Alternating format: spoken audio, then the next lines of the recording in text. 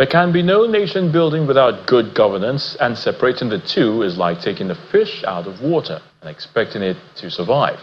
Well, this was the highlight of discussions during the 14th edition of the Pan-African Leadership Symposium and Honors held at the Nigeria Institute of International Affairs in Lagos.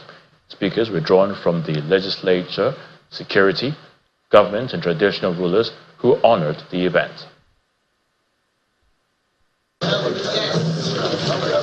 There are not many occasions you find diplomats, traditional rulers, legal luminaries, past government officials and politicians gathered in the same room, participating in several discussions on the future of Nigeria and Africa. I think so, because I was not there when he said it. But they are all here on the invitation of the International Peace and Governance Council for the 14th edition of the Pan-African Leadership Symposium and Honors. This symposium creates a platform, an avenue for Africans and Pan-Africanists to share their values and to share their knowledge from the wealth of knowledge about major crises ravaging the continent of Africa.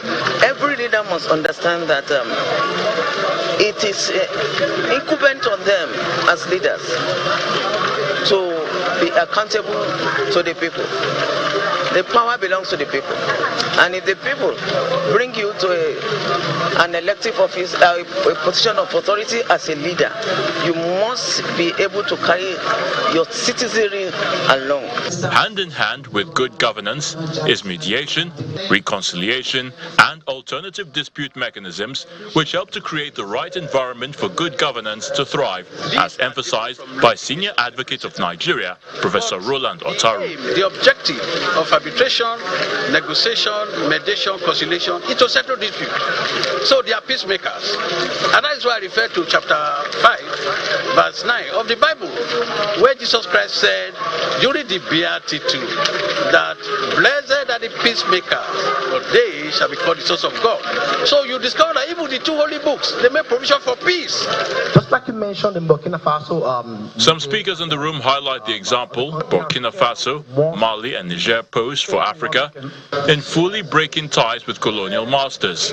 Burkina Faso's ambassador in Nigeria says relations with ECOWAS will be on a country-by-country basis. We don't realize any hostility towards Burkina Faso, but what is important here is for African countries to wait and to know what is the interest of Africa and to fight for the interest of Africa.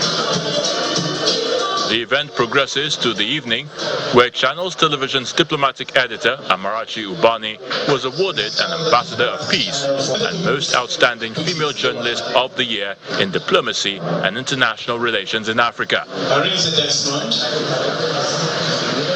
The United Nations International Peace and Governance Council is a civil society diplomatic organization devoted to the promotion of sustainable peace, good governance, advocacy, and poverty eradication across the globe.